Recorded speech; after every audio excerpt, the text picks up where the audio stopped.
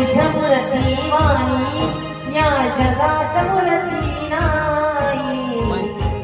जन्म दिला गाई तुझे उपकार फिटणार नाही अनमोल जन्म दिला गाई तुझे उपकार फिटणार नाही आई तुझ्या मूर्ती वाणी या जगात मूर्ती नाही अनमोल जन्म